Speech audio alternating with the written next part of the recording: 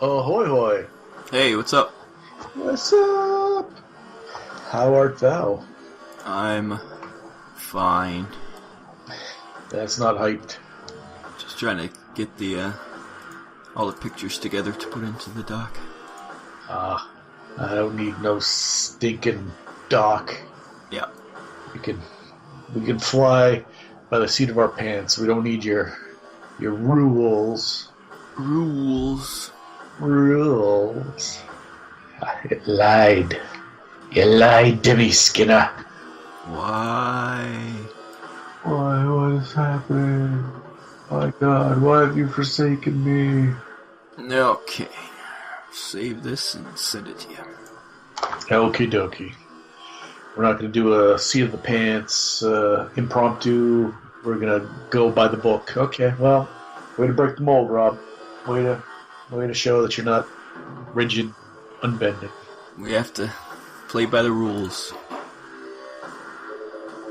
Welcome to the Deadzone Podcast. Deadzone is the sci-fi tabletop miniature skirmish game from Mantic Games. And now, here are your hosts Rob Harper and Jack Pike. I am your announcer, William Randolph Wintergreen. Welcome to the 74th episode of Deadzone the Podcast for August 2017. In this episode, we have a special guest on to talk about Gen Con 50. As always, you can go to deadzonegame.podbean.com to see all the pictures, or you can go to youtube.com/c/Deadzone the Podcast for the video version of the show. And now on to said episode. Welcome back to Deadzone the Podcast. This is episode 74, and we are doing a special edition. But let's not delve too deep into that just yet. With me, as always, is my cohort Rob. Yellow. And I'm Jack. Rob, what is it that's going on today in Vault 101? Still playing Fallout 3, I hear. I'm on New Vegas now, No. but it's not as good. Doesn't have the No, same. I don't like New Vegas. Yeah. Episode 74, yeah. We have lots of news, lots of Star Saga news especially, but after that, we have some special guest or guests we'll have to see, and we'll have a fun one, hopefully. And it's delayed because of our special guests. This should have come out a couple weeks ago, but we discussed that in episode 73.5, I think it was, so. And congrats to E-Rock again. Yes, for a head of luxurious hair that is rivaled by the gods and gods alone. Yes. So, we're on to the news. The first bit of news is that there's new minis coming. There's a new Forge Father faction. Well, not faction. I don't know, squad? I don't know, what do you call these guys? Type of troop? Retinue? A retinue, yes. Is the Thorgurim. I think that's how you pronounce it. They are pretty much steel warriors with giant hammers. And they are pretty cool. Because everybody needs giant hammers. Yeah. It's it's not strictly Dead Zone related, so but I'll allow it. Why isn't it Dead Zone related? There are new minis for Dead Zone. Yeah, but they're dwarves. Oh, I don't know what that means. Yes, they have. I think it's going to end up being just one of those add-on kits, like they did for the Drop Troopers, where I think it's just arms and heads that you add on to these guys. And I do like the leader. He's got a nice beard, and he's looking very dwarfy. He's got a grin on his face, like he's smiling. He's smiling that evil dwarf smile. And you know what I like about him most? You can tell he's the leader, but he's not throwing it in your face. His foot's up. Yeah, I was going to say his foot is up. So you know he's the leader, but he's not like, hey, I've got it up on a barrel or on a cactus or something. He's not throwing it in your face. He's not pointing either. Other than with his eyes. Seductively. And then from Star Saga, we have more concepts from Jinx, the guy doing all the artwork for it.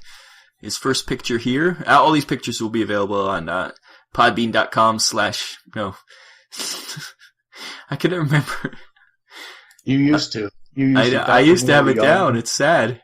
We were young and fresh-faced, and it meant things, and now it's just... Ugh. It's deadzonegame.podbean.com. That's what it is. This is a Reb Trooper. He's about to throw a grenade, and he doesn't look like Obi-Wan Kenobi, so it really confuses me. But he does look like a Reb. Yeah. He doesn't have sleeves on, that's why. Rebs are sleeveless. That's the key. And we also have covers for some of the expansions. We have the Terror in the Deep cover. I think we've seen a version of this before, because I remember the monster dropping down on these poor lads. Yes. But this is the official cover for Terror in the Deep. And it's got the, whatever the sumo guy's name is, and a dwarf and an Asterian about to be jumped upon by a crab monster. Which is all you want. Terror in the Deep is my favorite Cthulhu-based cover band for Adele. Is their main song Goodbye? I wish I knew enough to... That's the only song I know by Adele. Oh, and the James Bond theme. I don't even know what it's called. Oh, though. yeah. We also have... That'd be Terror in the Deeps. We also have a Blight, which is the big boss for Terror in the Deep. He's a armored fishman Cthulhu monster with looks like some kind of maybe rocket launcher on his forearm. It's got a tube going to it, so I suspect it's probably some sort of flamethrower. Yeah, or goop tartar shooter. Sauce, perhaps. Everybody wants a goop shooter. Some of us are born with one.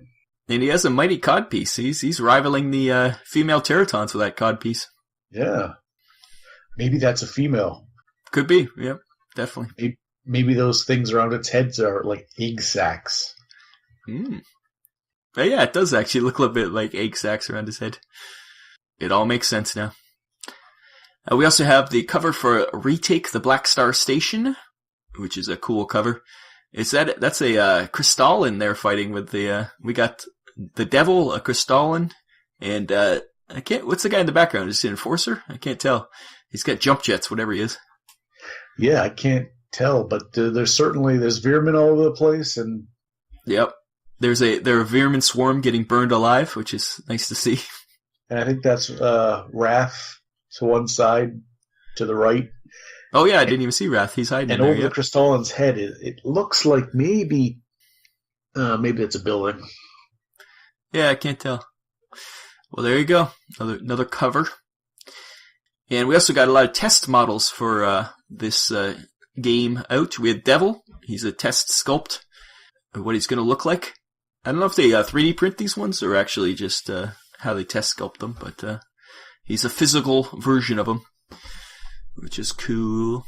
He looks like he's got a flamethrower. And we also got some new Plague minions. How do you feel about some more Plague guys? I don't know if we needed another batch of, like, I assume they're just Type 3As.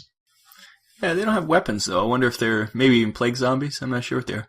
But the one in the front that's crouching down, that version, it reminds me of Toad from X-Men. Oh, yes. And when you think Toad from X-Men, you have to think Halle Berry as in her greatest role ever as Storm, with one of the best lines. Yeah. Written by Joss Whedon, that line, sadly. Oh. Then we have pictures of Kira, who's I think she's a vampire creature who's a doctor, which is kind of funny. And Hacker Halftail, a new sculpt of Hacker. So the Kira one, it's almost, she's not a sphere, but she's got a little bit of sphere-ness to her. With her, almost like a hammerhead head. But I think it's more forward-facing, not so much flat top. And then Hacker. He's a different Hacker. Which is always good. Have the different sculpts. Yep, it's always good to have different sculpts. And then, late last night, from a secret spy deep within Mantic, we were sent even more pictures about Star Saga. We're not to say who this spy was, but he hooked us up We have the mock-up of the actual box they showed off at Gen Con. Was it Fisty Glue Man? No, this is a new secret spy. Not even our Boston spy. This is a different one. We have a whole network now, Jack. We do. We're peddling in ill-gotten photos of miniatures. That's right. So we have the box art, and then they have the inside of the box. We have the rule book. It's like an unboxing without having the box. And we also, under the rule book, we have the mission book, the ERS contract, and then we have samples of the unpunched walkways and passageways of, obviously, the space station you're fighting in. And we also have a card. We have Captain Erica Dolinsky's card. No idea what any of these stats mean, but she does have a laser assault rifle, so we know that now. Yes, this will all be revealed. And she does have an ability called Pew Pew Pew, which is awesome. Yeah. Anyone who was on the internet circa 2015, a hearty chuckle. It's the game will be similar to Dungeon Saga, so I assume those the green dots on and then the two red. The green, that's her wounds, so she can take 3 wounds before she starts getting. The red ones mean she loses certain abilities and stuff, or she doesn't fight at her optimum. And obviously the running guy is movement, and then we got shoot, fight, armor, and whatever the last one is. The last one's the only one I really don't know what it would be. Command of some sort, or... I think we got to break out Dungeon Saga one of these days. Yep, for sure. You've played it. I've heard a rumor that perhaps you had the greatest game player experience for Dungeon Saga. So yes, I was DM'd by Community Pat, who's done many a demo of the game. So he was able to lead us through the adventure pretty solidly. Although I did play a elf who almost died, so a female elf too. Oh. But that's beside the point, because we also have more of the sculpts. This one looks like a GCPS guy. He's a GCPSer. Here's a different angle on him. He looks, once again, almost looks like he's got almost like a tank on his back. I wonder if that's a flamethrower on him too. We never know. We'll never know. We will eventually. Oh. And we also got the Chovar, the crazy Chovar with his horns and all his different attachments. He's looking pretty sweet. I'm loving that model. Some of them are like, okay, yeah, that's a good miniature for a board game, and then this appears, and I say, yes, I need that in my life. Yeah, I assumed you would be liking that guy. And we also got another shot of Blaine with his energy sword and his, what is it, a Skeksis run through a gun? And a gun run through a Skeksis? Yeah, he took a Skeksis head and crammed a gun through it, and I like the giant shoulder pads and everything, but I think every iteration of Blaine gets bigger and bigger and bigger. Yeah. I think you and I have discovered this. He's probably neck-sized. He's probably walker-sized right there. Yeah, he's going to dominate over most miniatures at this point. And we also have a crazy scientist with Doc Ock arms. And it looks like some mutation going on in his head, too. He's got some bulbous pustules. He's got buboes, head buboes. Head buboes, yep. But it's a very similar outfit to, what's her name? Simmons. Yes. Which a lot of the originals of the Type 3s, but more so the zombies have. You know how when Mantics really started to find their find the look, and that's what scientists and the same jumpsuit thing, the same shoulders, the same rebreather looking. It's I like it. It when they have the aesthetic and you can see it, and it goes across all the games. I like it. Yeah. And we have the dwarf guy who's got the superhero stance there. He looks like he's just landed from a second story. Yeah, that's hard on the knees. Hard on the knees. Once again, he's got an extra arm too. There must be new technology to give all these people extra limbs. He's got a little grippy arm on his back. They need some Rad-X or some Radaway. Yes. And we have Hacker Halftail, a better shot of him. We could see his big gun. And he's got the 3-point stance going on there too. And we have another angle to see him better. See his beautiful snout. And he's looking good. I don't see half a tail though. It's so small I don't even see it. And we have Wrath in his new stance. He's got a sword. He's doing his katas. Yeah, the original has him with two pistols, and that's fine. But once the fluff came out and created the Wrath that we know today, the next generation of miniatures had to have a sword. Yeah. And once again, looking good. He looks lankier than he did before too, I think. You can't imagine him dicing up innocent Chovar prisoners without a sword. Spoiler.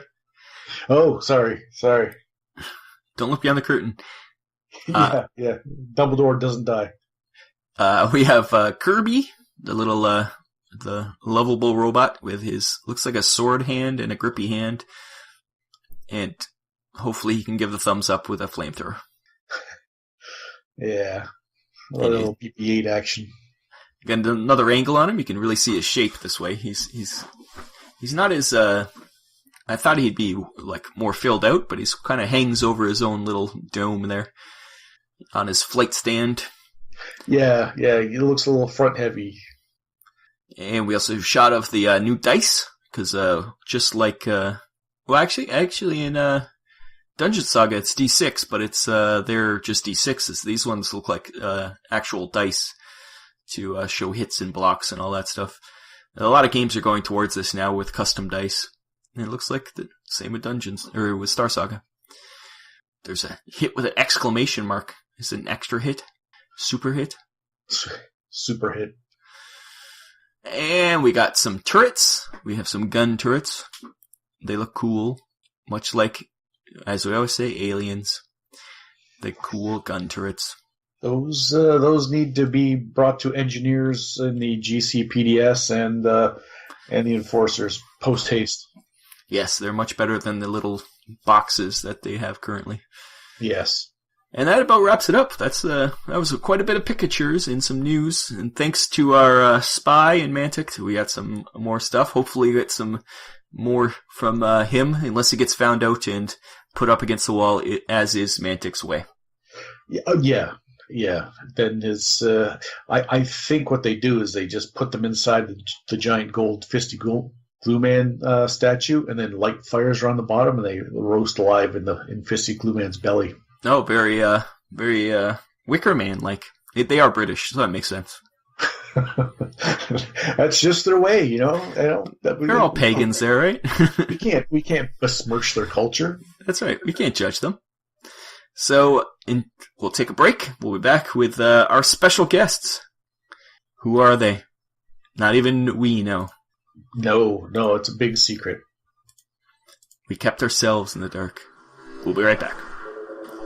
You have been listening to the Deadzone Podcast with your hosts Jack Fike and Rob Harper. The Deadzone Podcast is dedicated to Deadzone, the tabletop miniature game by Mantic Games. Visit them at manticgames.com.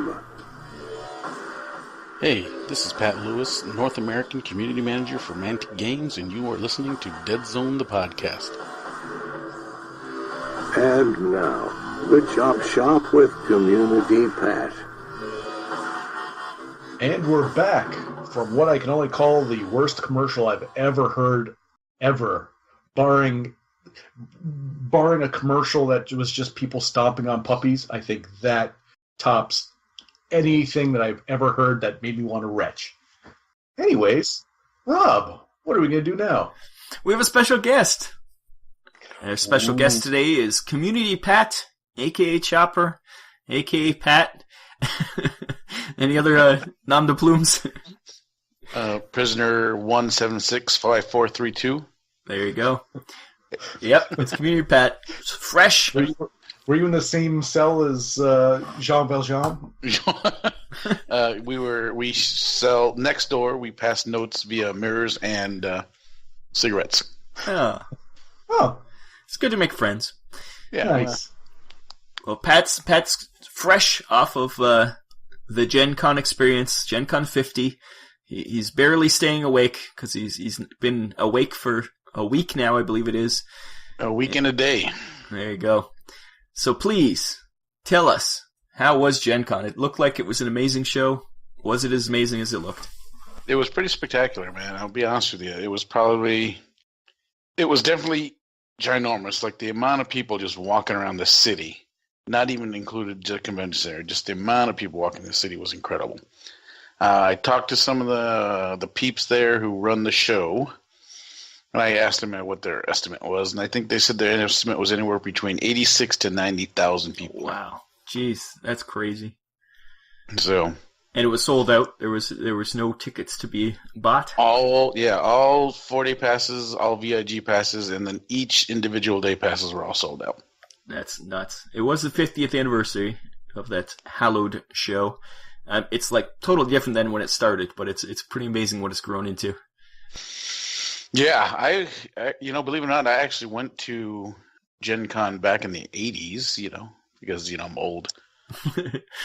And that's when it was in Lake Geneva, and it was still, they had the Gary Gygax store, the dungeon was still downtown, and they advertised it in the back of Dragon magazines, come to Gen Con for your role-playing experience, blah, blah, blah, and then 14-year-old me, 13-year-old me was like, I gotta go to Lake Geneva, it's only an hour and a half away, Ma, take me.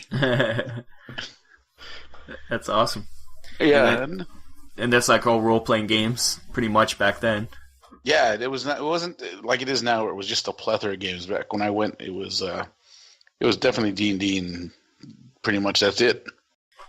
And now it's, would you say it's mostly board games, or was there a nice mix?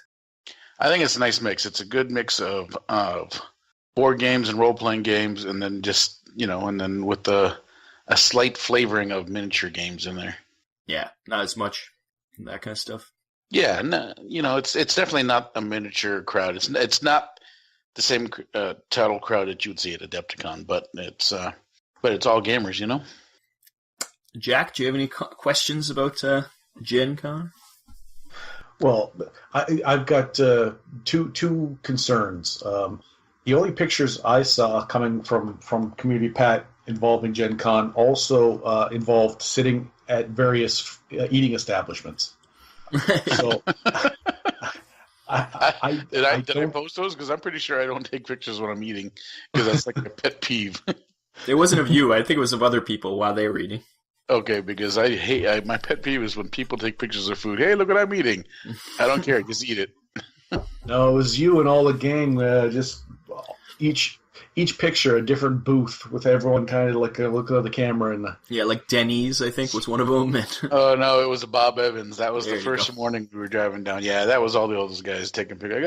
I got a chronological, or whatever you want to call it. I got to chronicle this epic adventure.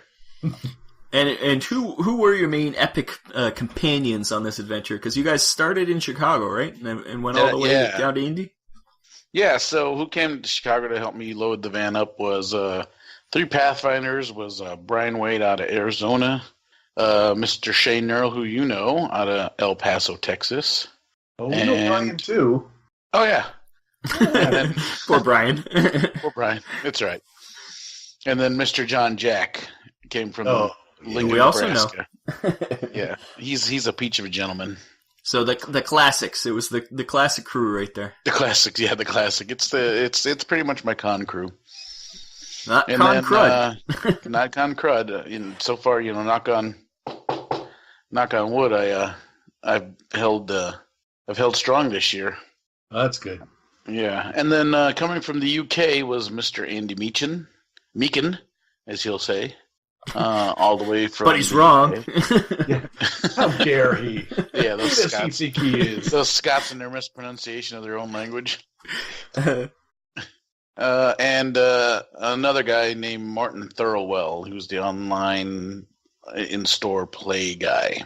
And there was something else, so I think, too, wasn't there? Yeah, well, Joe Neat showed up. Oh, yeah, too. And then bailed. Joe showed up after the hard work was done and left before the hard work started.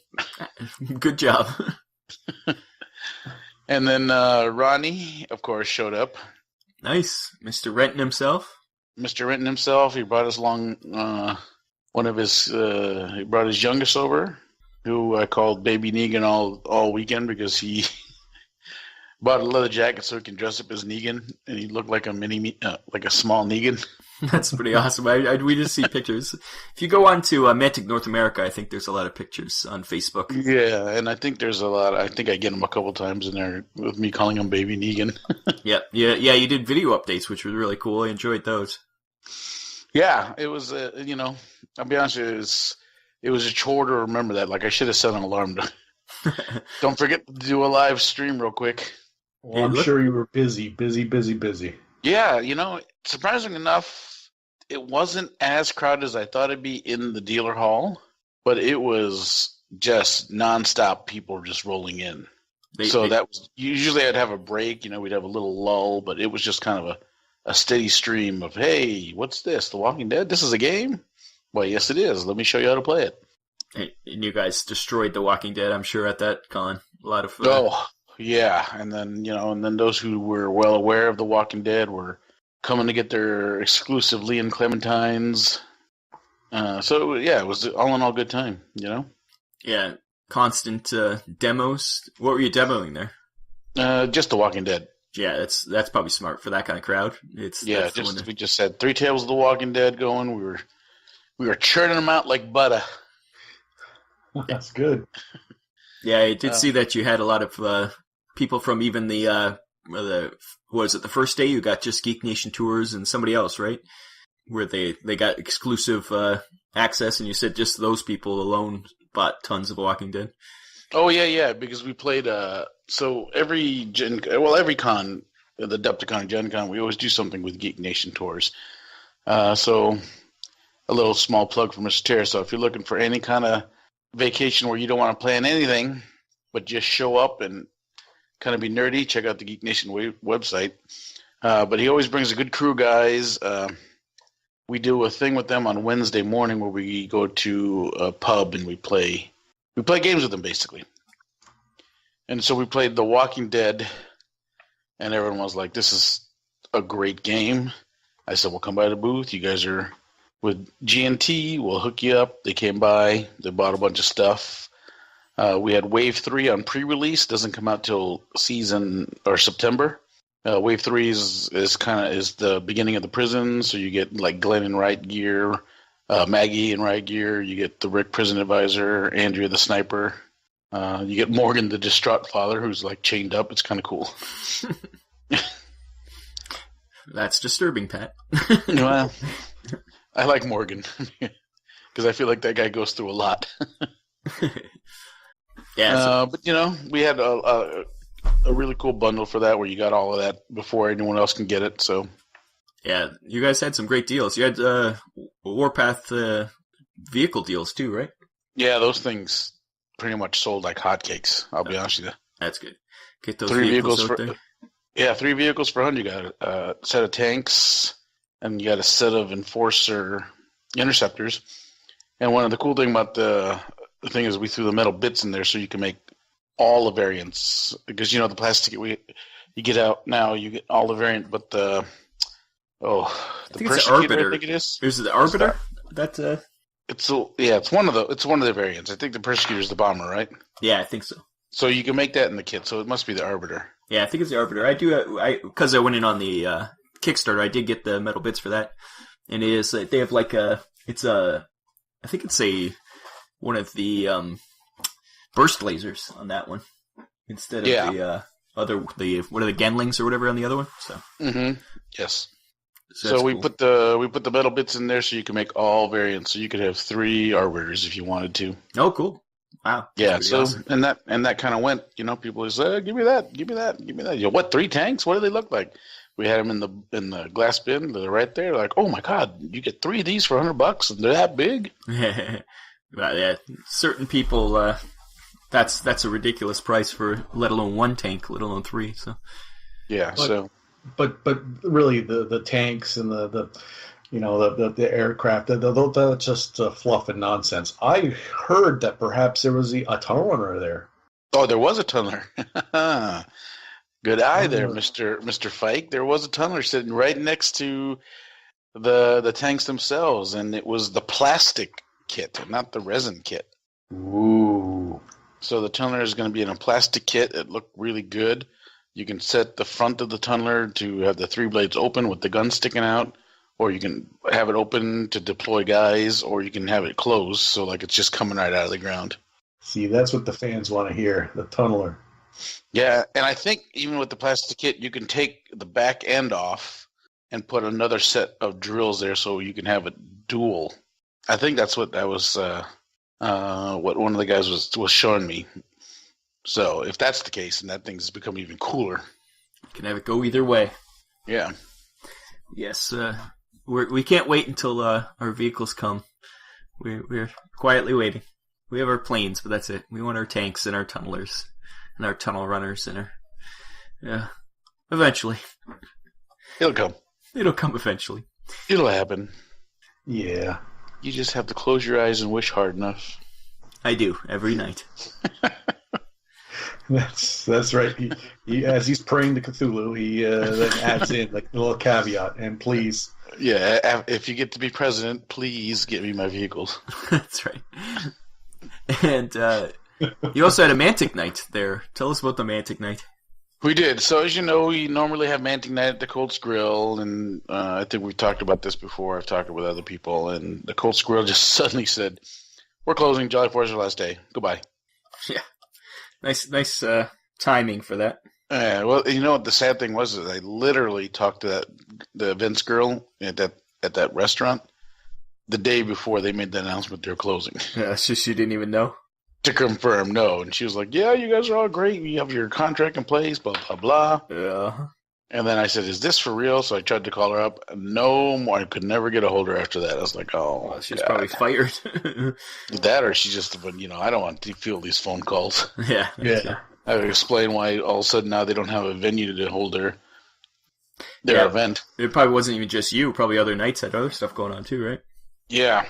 So after much deliberating and dismay at the amount of money other places wanted, yeah, I just came up with a solution just to have it in our Mantic area, because we had a fairly big area in the events hall for all our events. So I just said, let's just have it there. People can come by, they can hang out, they play games. The only downside, there's no food and there was no drinks to be had. And part of the Mantic Night is hanging out and just having a drink and chit-chatting with people. So I was kind of sad that aspect wasn't going to happen. But the hanging out and chatting did, so. Yeah, and playing lots of games too, right? Yeah, Ronnie held a 10-player Walking Dead game. It was pretty big. And then we had the big giant game by Blake and Rusty, or I think Rusty was out there running 10,000 points. I think it's 60,000 points aside of Kings of War. They were playing that. Let's see, we had some... John Jack was showing off our new Dungeon Saga Barroom Brawl game, using the Dungeon Saga heroes from all the expansion stuff, so it was pretty fun. I was curious about that. What does that entail? Basically, it's just all the heroes come back from the Dungeon Saga-ing. They head back to the local watering hole. Everyone's tired, tempers flare, and then a little brawl ensues, and, last man standing. Oh. So a couple people get glassed. Yeah, there's random events that kind of happen. Like, I think one of the events is a waitress just starts throwing tankards and nail people in the head. And now we're playing this as a dungeon brawl, so there are no weapons. You're knocking people out. You're not really killing people.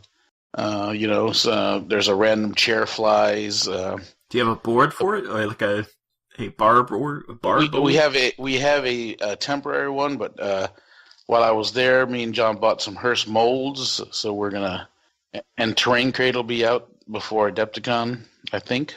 So you'll we'll have the temperature. So when by Adepticons, we'll have the board and everything fully ready. So this, what we did at Mantic Open Night at Gen Con was kind of a third run to tweak some things, get some more feedback, and that's awesome. Yeah, so it's a pretty fun game. I do like to see these like adaptions of the rules, like the jet bike races, and it's kind of fun using the same kind of models and ideas, but creating new stuff out of them. Yeah, so I mean, think bar fight a la Roadhouse. Roadhouse. Now you got to get a Patrick Swayze model. Well, I was thinking about making a Patrick Swayze hero, and what's his face, the other old guy. The Sam Elliott. Yeah, Sam Elliott's role. Sam Elliott character, and I got to get a bad guy who Patrick Swayze tears his throat out. You probably have a zombie that looks like that. That'd be funny. So you're there just, what am I doing with my life? You're keeping Sam Elliott's mustache on a green stuffing a mustache on a barbarian, because I think the barbarian would look like him if I painted his hair gray. What am I doing with my life? Mustache. What happened? This is a perfectly good barbarian, and all of a sudden now he's Sam Elliott. Sam Elliott. And you're modeling the other one in a mid roundhouse kick. Oh, I would definitely model him in the Chippendales uniform. That is doing a roundhouse kick. Oh, that might be disturbing. The cufflinks on his hands and the bow tie around his neck. That's it. How good are you with and green shirtless? Stuff? That's pretty awesome. So there you did that, and it was a good night overall. A Mantic night. And so one other thing we did at Mantic Open Night, which I'm sure you guys were sad to miss out on, was that we had Star Saga there on display. We had the proof boxes, full sets, and we played a full game of Star Saga. Oh, that's cool. Yeah, so Star Saga, fun. Similar Definitely to fun. Dungeon Saga? Slightly. They're just some. I think some of the things that needed to be tightened up in Dungeon Saga got tightened up in Star Saga. So rather than using regular D6 pip dice, we have a new symbol system dice. Yes, we may have discussed that in our news section. You did?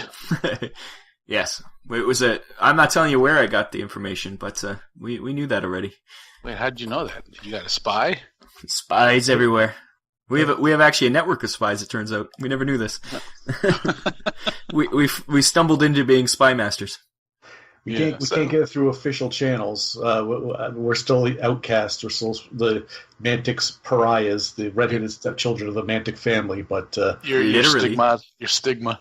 Yes, our stigmata aside, we have we do have small prying eyes gathering information for us. There was a guy who hung around quite often, and every time I was talking with someone or talking with Ronnie, he just was right there by my elbow. I'm like, what are you doing? What are you doing, kid? I go, where's your parents? His bow tie would flash when he pulled on the sides. He was wearing funny glasses. Yeah. Go, aren't you a little young to have Google glasses? Your glasses are whirring there, boy. What's going on? I like how you automatically assumed that our spy was a child. It's Jack's little birds. It's a street waif that you guys have been taking from all over Canada. We just training them. Yeah, we just send them out. But yet they all have Dickensian English accents. Yeah, coincidentally, That's just adorable. We trained them that way. Yeah, we forced them to take on English accents. How do you have soot on your face? Soot hasn't been a thing for centuries. Yeah. Oh. Anyways, Star Saga, it's good stuff. Yeah, it's good stuff. So I can tease a little bit with the dice. 3 symbols on each dice. You have a set of attack dice. You have a defense dice. You have a small attack splat. You have a big attack splat, and you have a big attack splat with exclamation point. Is that the very big attack? Yes. I guess what happens is now you have defense. You have a small shield, a big shield, and a big shield with a exclamation point. So the big shield with exclamation point can counter any one of the 3 symbols. The big shield can only counter a big shield and a small shield, or a big blast or a small blast, and the small shield can only counter a small blast. So that's how you get rid of your hits and whatever's left over. So potentially, if you rolled 3 big hits, and I rolled 2 big hits and a small shield, then that technically would be 1 point of damage. Yeah, it's opposed rolls, just like Dungeon Saga. Yeah, but it's a little easier to figure out because you're not using the... Yeah, it's not just... Because, yeah, in Dungeon Saga, when we played, it was... everybody had a different number of their hit, and it was a little more complicated, but this, sounds like streamlined. Streamlined, and one of the big differences, too, now is that, remember, in Dungeon Saga, no matter how many wounds the hero took, he only took 1. Yeah. In Star Saga now, if you take 1 hit or 7 hits, you're taking all of it. Yeah, so it's a much more bloody game. Yeah, so you can die faster. But it's space, it's a laser gun. You're not gonna. Yeah. If that happened in the Dungeon Saga game, I would have been dead after the first attack. You destroyed me in that game. But yeah, I take no mercy when I'm the Overlord. Yeah.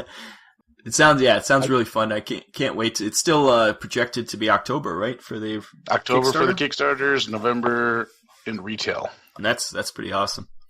Everything's coming along. Tiles look great. The figures look awesome. There were some figures in the glass cases that I'm sure some people have posted pictures of. Yeah. And yeah, they look nice. It's coming along. It's Jack's favorite's the Chovar, right, Jack? Oh, for sure. We just perused a little bit, and I like the Chovar. I think it's a better model than the one that came with Deadzone. Yeah, but I think maybe it's just the tentacles look different, and it's got some horns on the head. It might just be a race thing within the species. I don't know, but it has a gun too. I think it has 1 or 2 guns in the tentacles too. And it's got it looks like a briefcase or something, and something else in his hand. It's a very active model. I like it. Yeah, the Blaine looks really good. Blaine, yeah, we're talking about his big shoulder pads. Yeah, so you can't see his face. Is it a conscious effort that every Blaine model that comes out is slightly bigger than the one before it? Because that just happens to be the case. Well, I think as you think of it in chronological order, of course, he's going to grow. He's a growing boy. He's a growing boy. Stop putting your human norms on him, Jack. He doesn't stop growing. Eventually, he's going to be the size of one of the big. It's going to be the size of a Strider. Yeah, Strider, and then tanks, and then the planes. He's going to keep getting bigger and bigger until he's life size. And in your bedroom. Oh, it's getting creepy. So Gen Con was fun. I mean, I think everyone that played Star Saga had a good time. Everyone was very excited. They loved it. That's good. So I'm excited for Star Saga. So are we. And did you actually get out of the booth at all during the whole weekend? Oh, hardly ever. I went. If I did get out of the booth, it was to do some networking stuff. So, not even for fun. Not even really. I did shopping on Sunday. I did all my shopping on Sunday. I got the Cardassians and Ferengi for that Star Trek Ascendancy game. I picked up some Hearst molds, and that's pretty much it. I did not pull in the hall like all those other guys did, but I did go out and met with the peeps from Weta Workshop. You know Weta Workshop? Who doesn't? Me, apparently, because I didn't realize that they made all those freaking movies. But they had the gun. They had the actual prop guns from District 9 at their little booth.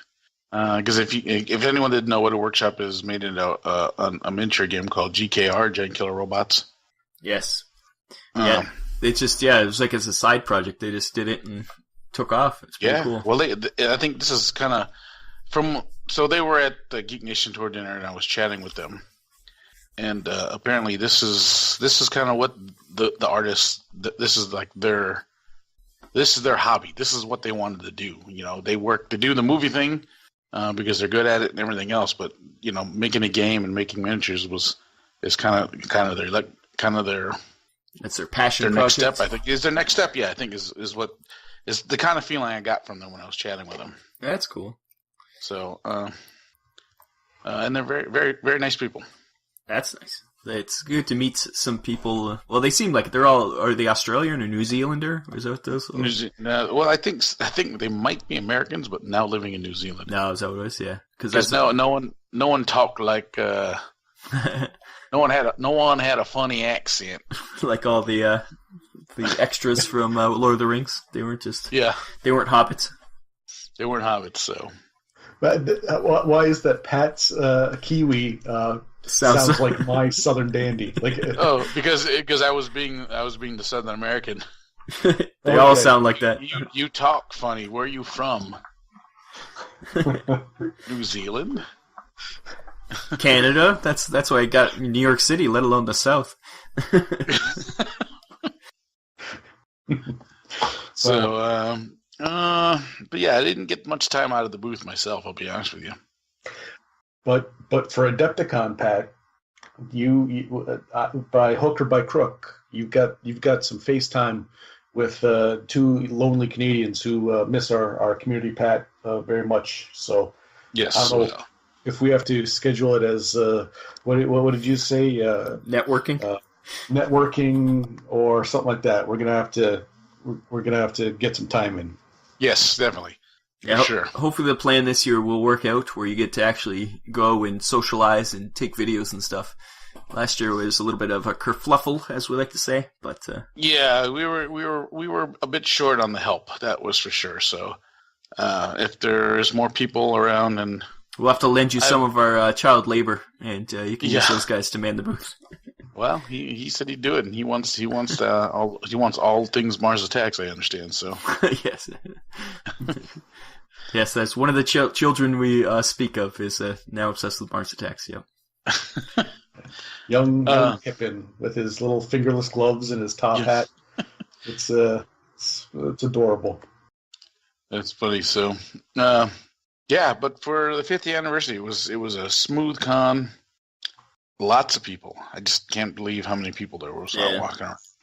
Yeah, I was watching the Beast of War coverage, and just that was like, they didn't cover half of it, and it was just huge. And it went into the actual sports arena there, too, the football arena, right? Yeah, they actually held events in the sports arena. That's crazy. In some of the rooms over there. Not only did they take over a lot of the rooms, conference rooms and everything from all the surrounding hotels, they've now bled into the football field, so... Yeah, it's taken over India. It's become a thing. Yeah, so... and that's a good thing, I'll be honest with you, so... One year, we'll have to come check it out. It is a lot of people, and Jack knows me and people don't mix, but it is something that I think you have to do at least once. It's one of those things. I agree. I think Gen Con, if you're any kind of a gamer, Gen Con is the mecca. Yeah. Yeah, it's the San Diego Comic-Con of gaming, for sure. Yeah, you gotta hit the wailing wall of game, the wailing role-playing books. The amount of wall-playing books. And, what is it, Card Halla and all that? Yes. You gotta go pray at Card Hall at least once. They Might Be Giants played Thursday night at Gen Con. Oh, yeah? They actually had They Might Be Giants playing as a concert there, so that was pretty cool, I thought. That's pretty... Yeah, they have concerts. That's crazy. I tried to make a push for the Autobot band, the Transformer band, but I don't know if they made it or not. That's pretty awesome. I think they did, actually. Now you see that. I don't know whether you're joking or not, because I've never heard of such a thing. But I'm not joking. There is a band, and they all just... I think Soundwave is the drummer, and Rodimus Prime is the singer. And Rodimus Prime. I've almost for sure seen a picture of them at Gen Con this year, so I think they did make it. If they made it, that's so awesome, because I feel like, you can't have a Gen Con not have a Transformer band. Oh. Well, now And now the girl, I think the girl Transformer, what was her name? The pink one in the cartoon? Yeah, what was her name? Like Rodimus's / significant other or side piece. Yeah. I think she is either a singer or a keyboard player or something like that. Yeah, you need to show Jack. You need to show Jack the video of those guys playing. Oh, I've got access to something called the YouTube, and I'll check that out. Now it's things will get weird, I'm sure. What's their official name? Oh, all right. You guys gonna make me look it up now? No, it's fine. I'm gonna look it up though. Because I'm imagining like Guar spectacle with maybe like a It's more Jello-esque like rowdiness. It's more like I guess it's more like an '80s band but all dressed up like Transformers. Oh, you're hitting on all Jack's buttons right there. Yeah, none of those things I'm interested in the least, but together might be a stew of a nice, tasty stew of entertainment. They're not coming up on the interwebs, but before the night is through, Jack, I will find this band for you.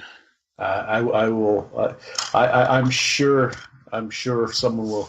Right now, is listening at home, screaming into their radio. It's just this band. Twisting the knobs and shaking it so that the transistors rattle. You stupid idiots! But, oh well. Anything I can answer for you guys? No, you covered Gen Con pretty good there. I think. Yeah, just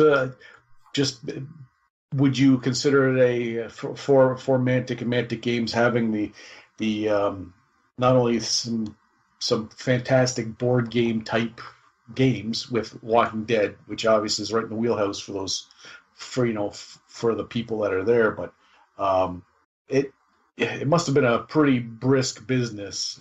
But in general, how much money do you think flies around? There's got to be people spending like a car payment at that place. Oh, I will tell you right now. I didn't make the sale, but I saw someone drop just $600 on The Walking Dead. Oh, just The Walking Dead, and the name of the band is Cybertronic Spree. And I did talk to another couple who had. So when you go to Gen Con, it's the war of the bags, I call it. Like Fantasy Flight, Asmodee, all these big companies, they have these giant, like you could put a small Vietnamese family in it, and they can walk, and you could fit just about everything.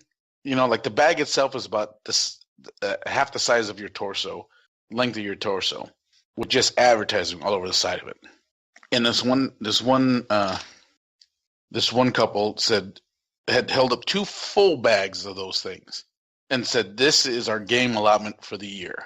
They just get them all at the same time. And I said, "That's a lot of games." I go, "What do you guys drop it on?" I mean, that to me looks like 3 months worth of my house payment that you got in that bag, in those 2 bags. And they can spend that a year. Well, I can imagine. Well, if that's your thing, though, I guess. Yeah, maybe they don't do anything else for the whole, the other how many ever weeks in the year, because I'm sure they're at Gen Con for a week. So the other 51 weeks, they just stay at home and as long as they're spending that money at Mantic booth, it's all good. Yeah, well, they didn't spend all of it at Mantic booth, but some of it. Spread it around. Thanks for stopping by and spending some of your yearly game money. Yeah. Wow. So. Well, that's good. That's good. Then, so plans are to return next year with to Gen Con. That's one of the. I think you do 3 main ones. Yeah, Adepticon, Gen Con, and I think PAX Unplugged will be our 3rd main show. And that's coming up, right? Yeah, November. Oh, you got a little time then. Nothing until then? You don't have anything else you have to go to? Nothing too big. Yeah.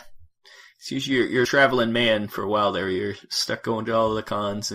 Yeah, that first bit of the week was a bit rough. And I had reached a threshold that I didn't think I'd be able to reach, but it did hit me. But you've been rejuvenated by the Gen Con pool, and you're back for more. I did, and it was good. It was good. It was. I'll be honest. It was just so good to see people embrace The Walking Dead. Yeah, well, that is your number one hit for sure now. Yeah, I think the best gratification I had about this game that we have, people kind of, I feel like people kind of write the game off, maybe because it's got the stigma of Mantic on it. Well, it's more probably stigma of Walking Dead. Yeah, or maybe whatever it is. But the guy came, and I go, so, he's looking at The Walking Dead. He goes, can you tell me about it? I go, yeah. So, we have the license for the comic book. Do you read the comic book? He goes, no. I've never read the comic book and never seen the show. Then I just was like flabbergasted, like, okay, where do I go from here? I don't have a script. I don't have a script for this. So I'm like, okay, well, then, it's kind of a side versus side with the zombies in the middle. No one controls zombies, blah, blah, blah. I came and I see him and goes, well, what do you suggest? I go, well, you haven't read the book or anything? I go, so if you haven't read the comic book or seen the show, he goes, well, I'll be honest with you. I want to buy this game because I've seen this in everyone's bags throughout the show. And if it's everyone's bags, I feel like I need to have it. Wow. I said, okay. A crazy person, sight unseen. He wants the game. Right. And so I was like, all right, so there you go.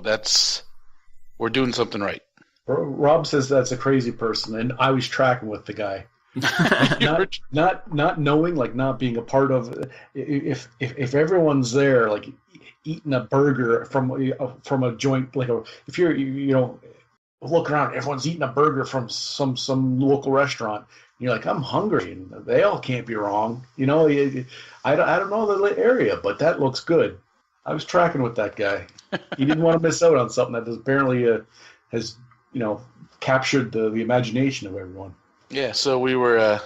So I sold him the core set, and one of the deals was you buy a core set, you get a free booster. So I gave him the Morgan booster. Because he's your favorite guy. We've already known this. Well, I'll tell you why that he's my favorite guy. Because the way we packaged his first wave, you get Morgan, you get his kid, then you get his zombie wife. It's a family unit. It's a family unit in a box. It's very heartfelt. Oh. Well, that's great. Yeah, I think that's it's good that you're breaking into the board game market with that game for sure, and it seemed like a lot of people were obsessed with it. Yeah, so very excited. Well, I don't know. I think that might wrap this Gen Con wrap up. Anything else you can think of, Jack?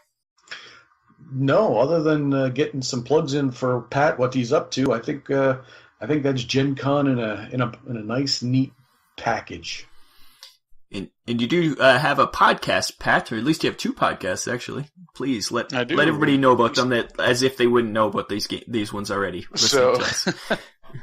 So we have Mantic North America. That's me and John Jack are the hosts.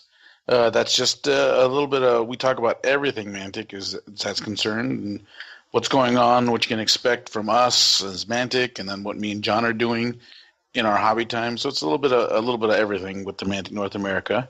And then we have a show on the Freebooters Network called Mantic Radio. That's just a 30-minute to hour-long podcast where I kind of bring a spotlight to the leaders of the Mantic community, and we talk about them, what they're doing in their area, learn a little about them, and kind of put I don't know what the word is here, put a face to the shadows of our Pathfinders and the people in Mantic HQ who you don't really see, but you experience through emails and everything else. Yeah, and humanize them, give props where props are due, and especially when Andy came onto the scene, I liked that episode because he was a very personable Scotsman, and you kind of he was new to the family, but you could tell he already got it. Yeah. So it's a way to put more of a spotlight on everyone in the Mantic community who is an enthusiast and doing good things for us. Cool. Yeah, it's a great show. Anybody who's not listening to it should be on Freebooters Network. And the other one is on Mantic North America. It's got its own feed in either iTunes or you can search for it online. I'm sure any of your pod catchers, as they say. And other than that, he's Community Pat. He's the guy who posts a lot of stuff on Facebook and the blogs and the Instagrams and the and the Instagrams and the Facebook Lives. Yep, does a lot of live. So please. I will say though, I did get my ego stroked a little bit because I had a good several people come up to me, and as I'm talking to other people, they're like, they'll stop and turn around. Hey, you're Community Pat. I go, yeah. He goes, I recognize the voice, but I've never seen you before. It was nice to meet you. I'm like, oh, well, thank you very much.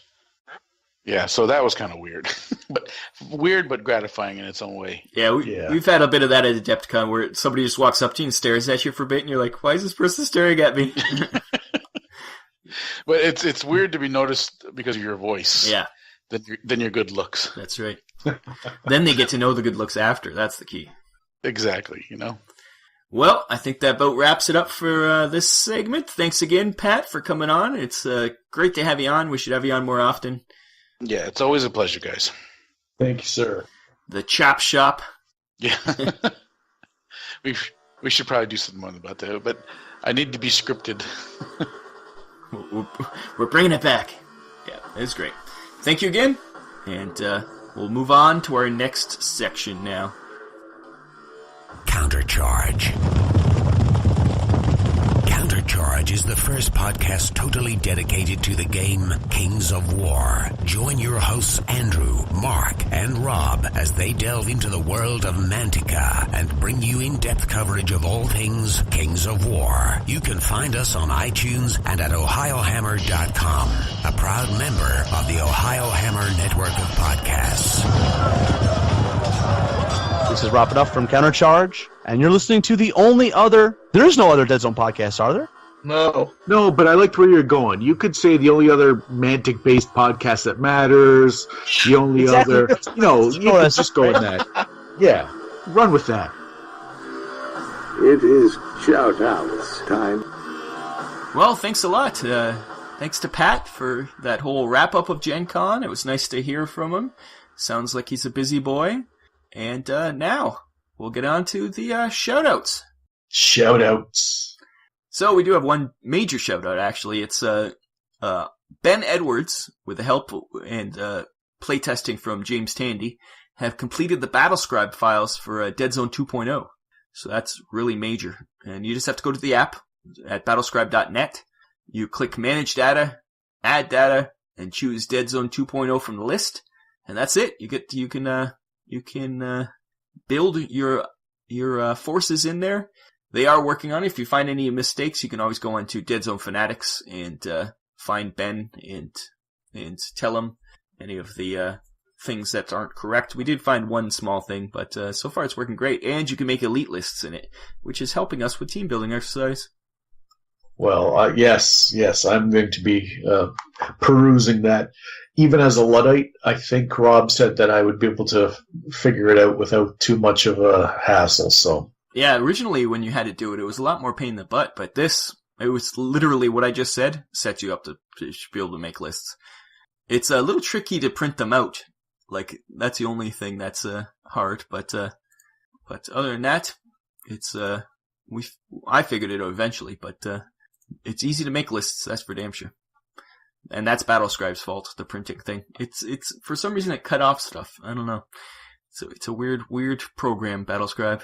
It is made by gamers for gamers, so we don't get any professionals happening there. You never know. I'm sure they make money because there is Battlescribe Premium and stuff. Maybe that's where they just get Premium. It's so much easier to print stuff. But for those who run into that problem, you turn it into a HTML file and you can export it as HTML. Yep. And then it splits it where it's supposed to, and it all works out just fine. And then it'll open you in your browser, and then you can print from your browser. That's the workaround. Yep. So that's all the shoutouts we have, but we do like to move on to our stuff, Jack. That's it. Yeah. Remember the golden days of this show back when we were popular and people, like, we'd have 4 or 5 shout-outs. Yeah, people used to listen to us.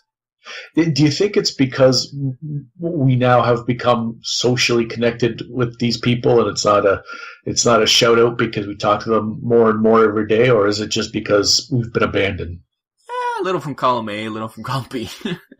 Oh, okay. So if you do have a shout-out, please, if you want a shout-out, send us some pictures, send us what you're working on, anything. Anything, please. Tell us we're loved. And we'll shout you out. Yeah. It's like a no prize, though. You don't really get anything for it. And unless it's like a free commercial and you've duped us into hawking your wares and we're unaware. That's true. If you have wares to hawk, we'll shout you out. You whore! Now for a segment we call Our Stuff. So on to our stuff. Jack, what have you been working on? You've had lots of time off. We haven't recorded a podcast. You must have thousands of things done at this point. Please start listing off all the things you've completed. You say that we had plenty of time off and haven't recorded a podcast, but we've been recording quite steadily. But with that being said, it is the summertime, and I have two things. I'm on a digital cleanse. I haven't been doing too much of the YouTube. I haven't watched any television. I haven't seen Game of Thrones. I'm not on Twitter or Facebook, so I don't have to worry about that nonsense. I'm just kind of stepping back and letting But the problem is, when I'm painting, I like to have something on. So the two go hand in hand. It's like people who, have to have a cigarette with their coffee. Me, I need to have something, a podcast or something. This is a long way of saying I haven't got nothing done. Not a thing. And you say that you're not on Twitter, but all of a sudden, Deadzone the Podcast starts like retweeting things. I'm like, I never retweeted this. Who did that? I have done that. There's a ghost retweeter out there, or it's you, one of the two. Yeah, but yeah, no, nothing. Not a thing. But I understand that when the yin to my yang, when I have a lull, you step up. You become even more prolific. So let's see what's on your plate. Well, I actually have been pretty prolific, but not much for Deadzone or even Mantic in general. I did buy tons of Gundams, and I bought. While at the tournament in New York, I did buy some Gundams. I did put those together. And Coach did give me some Robotech miniatures, which I did paint and put together. And other than that, though, I did get, from that tournament, I did get two of the Enforcer Sergeants, or whatever they are. They're Pathfinder Sergeants. One's got a big glove and one's got a sword. And one of them, they're meant to be jumping. So one of them is jumping off of a rock. And the other one is kind of, I bent his leg down, and he's kind of got a cool stance. And, yeah. It's almost like they're GCPS, though, or the Rebs, because they're sleeveless. But, they're cool. I had to replace the head on one to give him a enforcer head. And the other guy's got the, cool masked face. So you're telling me that this miniature that is a rare, exclusive, never before seen, probably never seen again, and the first thing you did was start chopping pieces off? Yeah, pretty much, yeah. Well, I had two of them. So I may or may not have stolen one from Coach. So there is one for Jack to put together, too. So he's going to do his own chopping, I'm sure. He'll turn it into a Veerman, probably. Oh, wouldn't that be splendid?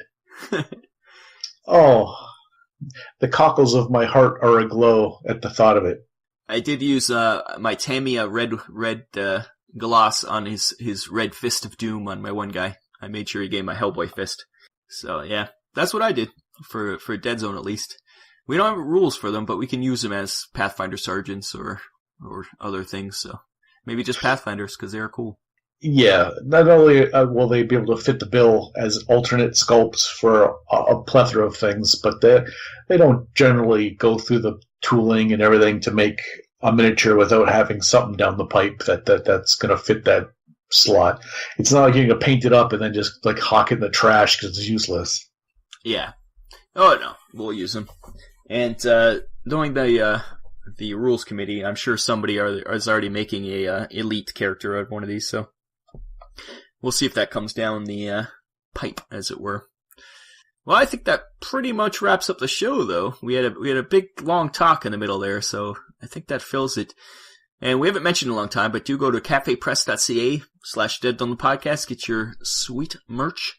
And also go to patreon.com/Deadzone Podcast. And if you feel generous today, please kick us some Patreon, sweet Patreon shekels. Yes. If you've got some extra guilders just rattling around in your pockets, and you're thinking, these guys, they entertained me to no end, then you know what to do. You know, come on. And you'll join the exclusive Nameless Top Hats and Monocles Club. Very exclusive. So yes, then you'll be official, and we'll like you more. Not really. We like everybody equally. But okay. I think that wraps it up. Yes. We got a chucker block middle there. We can't. We don't want to run long on this one. So until next time, thank you to our guest, and until next time, I've been Rob, and I'm Jack, and you've been listening to Deadzone the Podcast. DeadzoneGame.podbean.com. I got it right. Yay! Thank you for listening to the Deadzone Podcast. I have been your announcer, William Randolph Wintergreen. Visit the website, deadzonegame.podbean.com. Email your hosts at deadzonepodcast@gmail.com. On Twitter, you can follow the show at Deadzone Podcast. The Deadzone Podcast is a production of Vinland Old Time Radio Productions. Excellent. That's how you opened up the last one. But I didn't actually burp. Yeah, you did. Did I actually burp? Yes, you did. And I told you not to waste your material. Yeah, but I think I was like, it was like not a real burp. It was just like do you not listen to our back catalog? Are you not an archivist of our shenanigans? No, I definitely don't. I listened to it once when I edited it, and I skip most of it when I'm doing the video. Oh. I imagine you're editing with one hand, and then you're just rolling your eyes and making that wanking motion with the other hand the whole time. Like, that's only when I'm actually recording. I do that. But it's just not the wanking motion. Yeah. Ew. You have been listening to the Deadzone Podcast. And now, a word from the fine folks at Vinland Old Time Radio. You think this is funny? Oh, you don't? Oh. Then maybe you'll find Vinland Old Time Radio more of your liking. More of your liking indeed, Rob. VinlandOldTimeRadio.podbean.com. It's where the funny lives.